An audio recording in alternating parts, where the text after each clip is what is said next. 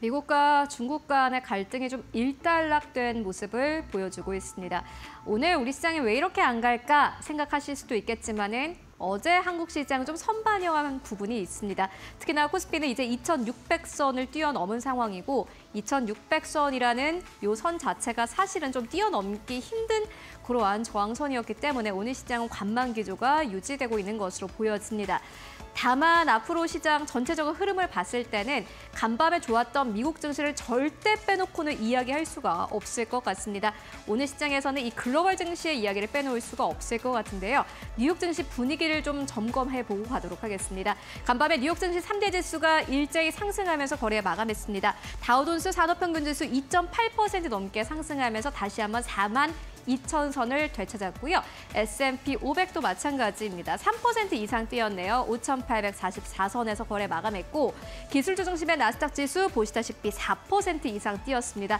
18,000선을 재돌파하면서 거래를 마감을 했습니다. 이뿐만이 아니라 필라델피아 반도체 지수 간밤에 7% 이상 올랐습니다. 그러니까 반도체 기업들은 대부분 7% 이상 올랐다 이렇게 보시면 될 것 같은데 CNBC는 이렇게 분석을 했습니다. 미국과 중국 간의 관세 유예로 M7의 시총은 837억 5억 달러가 증가를 했는데 원화로 계산을 해보면요. 이 규모가 어마어마합니다. 하루 만에 1,100조 원이 넘게 시가총액이 늘어났습니다.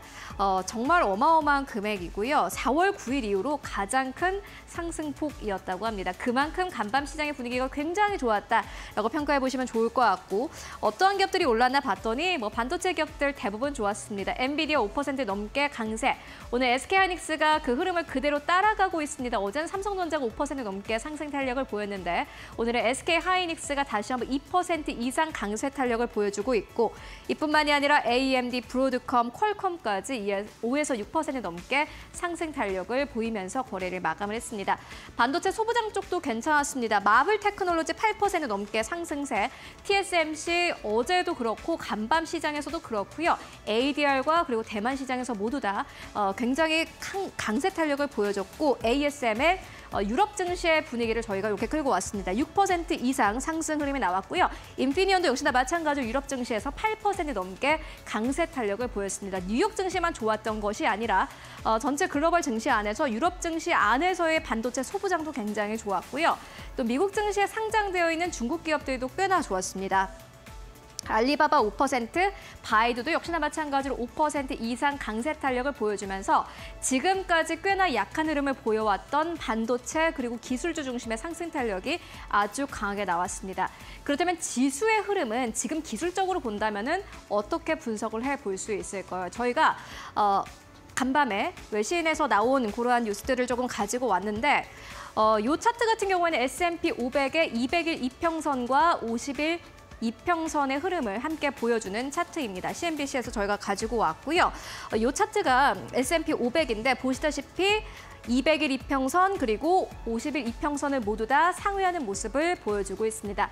이게 굉장히 중요한 요소입니다. 왜냐하면 지금까지 S&P 500은 200일 이평선을 전혀 넘지 못하는 상황이었습니다. 계속해서 저항선으로 부딪히면서 200일 이평선에 가깝게 다가서면 떨어지고 또 가깝게 달아서면 떨어지고 이러한 흐름을 보여줬는데 간밤에는 200일 이평선을 뛰어넘으며 마감을 한 것이 특징이라고 할 수 있겠습니다.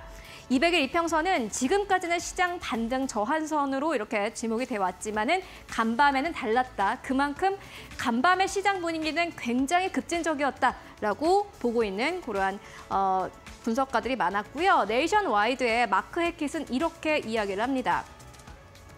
펀더멘털과 기술적 분석이 이례적으로 강하게 교차한 예. 라면서 하루 종일 주가가 추가 상승세를 유지했다라기보다는 공매도 포지션을 취했거나 비중을 축소했던 기관 투자자들이 매물을 흡수하면서 대규모 매수를 했다. 그렇기 때문에 S&P 500이 200일 이동평균선 위로 올라설 수 있었던 것이다라고 이야기를 합니다.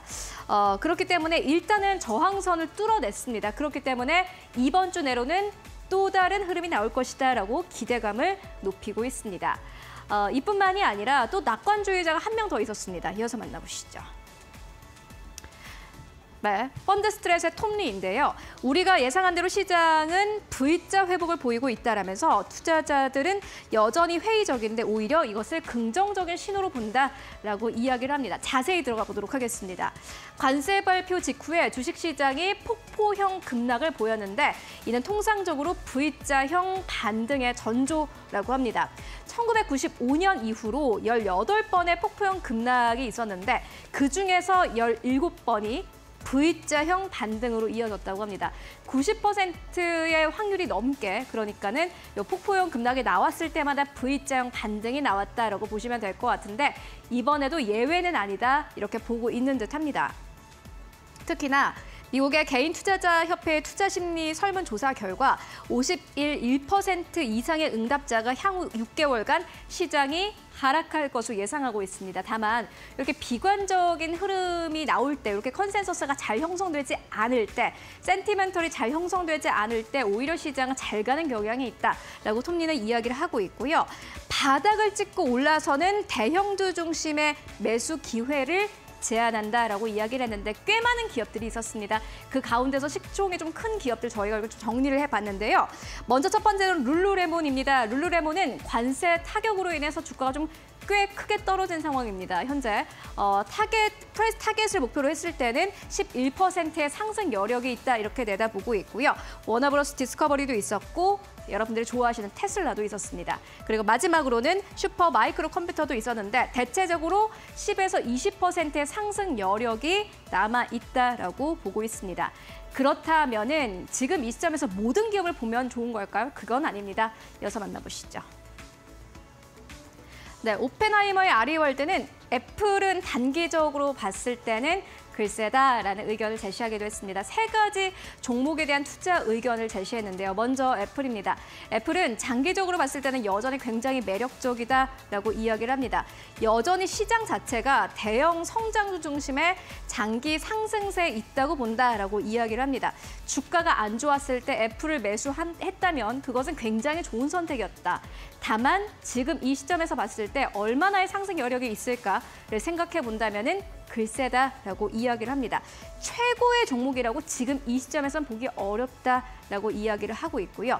두 번째는 메타입니다. 메타도 역시나 마찬가지로 중국과 좀 연결이 되어 있습니다. 광고 비즈니스 쪽에서 중국과 연결이 되어 있기 때문에 지금까지 좀 주가가 좀 많이 빠진 경향이 있는데 오펜하이머의 아리월드는 장기적으로는 강세 흐름이 재개되었다라고 본다면서 모멘텀 순위에서도 상위로 올라가고 있다라고 이야기를 합니다. 그리고 마지막으로는 공구업체 스탠리 블랙앤데커인데요. 미중 갈등의 피해주로 주가가 큰 폭으로 하락한 바 있습니다. 간밤에는 무려 두 자릿수 이상의 급등세가 나왔습니다. 하루 만에 16% 넘게 급등세를 나타내기도 했는데요. 다만 그대로 매도 투자 의견을 유지를 했습니다. 여전히 장기 하락 추세에 있으며 200일 이평선 아래에 머물러 있는 상태다라면서 지금의 상승은 오히려 매도 기회다라고 설명을 합니다.